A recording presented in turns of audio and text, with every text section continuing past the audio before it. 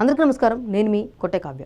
కడప ఈ పేరు చెప్పగానే మనకు గుర్తొచ్చేది ఏదైనా ఉందంటే కొన్ని కుటుంబ రాజకీయాలు, వివాదాలు, ఫ్యాక్షన్ రాజకీయాలు వగైరా వగైరా. బట్ వీటన్నిటికీ కూడా 2024 ఎలక్షన్సే స్వస్తి చెప్పేశాయి. ఇక మీదట కడప అంటే అభివృద్ధికి అడ్రస్గా మారేలాగైతే ఒక్కొక్క వినూత్నమైన కార్యక్రమం ఇక్కడి నుంచే మొదలవుతుంది అంటంలో ఎలాంటి అతిశయోక్తి లేకుండా కూటమి ప్రభుత్వం ముందుకెళ్తుంది. సరిగ్గా 2024లో డిప్యూటీ సీఎంగా పవన్ కళ్యాణ్ గారు కడప మున్సిపల్ స్కూల్కి వెళ్ళడం, అక్కడ మధ్యాహ్న భోజన పథకం ద్వారా విద్యార్థుల యొక్క సమస్యలు ఆయన తెలుసుకుని సమూలంగా ఆ సమస్యను పరిష్కరించేందుకు స్థానిక కలెక్టర్ గారితో మాట్లాడి ఒక వినూత్నమైన ఆలోచనకైతే శ్రీకారం చుట్టారు.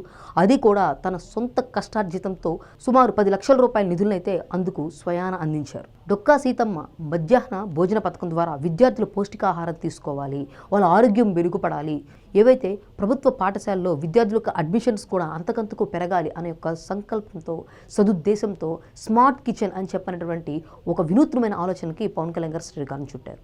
ఇక నాటి నుంచి నేటి వరకు కూడా సుమారు 13 స్కూళ్లకు 2325 మంది విద్యార్థులకైతే నిత్యం అత్యంత పరిశుభ్రతతో కూడినటువంటి పౌష్టికాహారాన్ని అయితే అందించడం జరుగుతుందన్నమాట. అయితే ఈ ఆలోచనే ఏకంగా నేడు మన భారతదేశానికే ఒక బ్లూ ప్రింట్ అంటూ నీతి ఆయోగ్ సైతం కూడా పవన్ కళ్యాణ్ గారి ఆలోచనలకైతే చేకొట్టింది. ఇటీవల జరిగిన 106వ స్కాచ్ సమ్మిట్లో కడప స్మార్ట్ కిచెన్కి అయితే స్కాచ్ అవార్డు లభించడం జరిగిందనమాట. దీంతో మరొక్కసారి పవన్ కళ్యాణ్ గారి ఆలోచనకు జాతీయ స్థాయి గుర్తింపు లభించింది అంటంలో ఎటువంటి అసోయక్తి లేదు. స్కాచ్ అవార్డు అంటే కేవలం ఒక సెలబ్రేషన్ మాత్రమే కాదు, ఈ ప్రాజెక్ట్ భారతదేశం మొత్తానికి కూడా ఎంతో ముఖ్యమైనది అని చెప్పని వాళ్ళు ఇచ్చేటటువంటి ఒక జాతీయ స్థాయి గుర్తింపు అనమాట. అసలు ఈ స్కాచ్ అవార్డు ఎవరికి ఇస్తారో ఒకసారి తెలుసుకుందాం.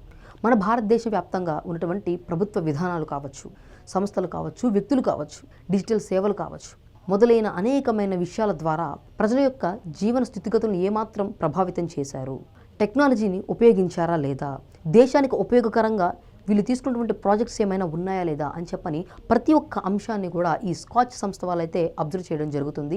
సదరు ప్రభుత్వం కావచ్చు, వ్యక్తులు కావచ్చు అవలంబిస్తున్నటువంటి ప్రాజెక్టులను స్వయాన దగ్గరికి వెళ్ళి పరిశీలించి మరి ఇది నిజంగా మన దేశానికి ఉపయోగకరంగా ఉంటుందా లేదో వాళ్ళు ఒక డిసిషన్ తీసుకొని ఫైనలైజ్ చేస్తారనమాట. ఉదాహరణకు మన ఇండియన్ రైల్వేస్, SBI కావచ్చు, ఇలా అనేక రంగాలకు కూడా స్కాచ్ అవార్డులు అయితే లభించడం జరిగిందనమాట. మరి ఈరోజు వాటి వరుసలో పవన్ కళ్యాణ్ గారి ఆలోచనటువంటి స్మార్ట్ కిచెన్ కూడా నిలబడటం తెలుగువాడిగా ఎంతో గర్వించదగ్గ విషయం అనమాట. ఏదేమైనా ఆయన విజన్ ప్రజల సమస్యల నుంచి పుడుతుంది. సముద్రంపై వేటకెళ్లే మత్స్యకారుడు గురించి అయినా, బడికెళ్లే విద్యార్థుల గురించి అయినా, ఉపాధి హామీ పనికి వెళ్ళే శ్రామికుల గురించి అయినా సరే, ఇలా ఎవ్వరి గురించి అయినా సరే ఒక అద్భుతమైన ఆలోచనతో తన దగ్గరకు వెళితే ఆ ఆలోచనకు ఆచరణ రూపం పవన్ కళ్యాణ్ గారు ఇస్తారు అనటంలో ఎటువంటి సందేహం లేకుండా ఈ స్మార్ట్ కిచెన్ అయితే దీనికి వచ్చినటువంటి గుర్తింపు అయితే ఈరోజు మనందరి కళ్ళ ముందు కట్టినట్టుగా కనిపిస్తుంది.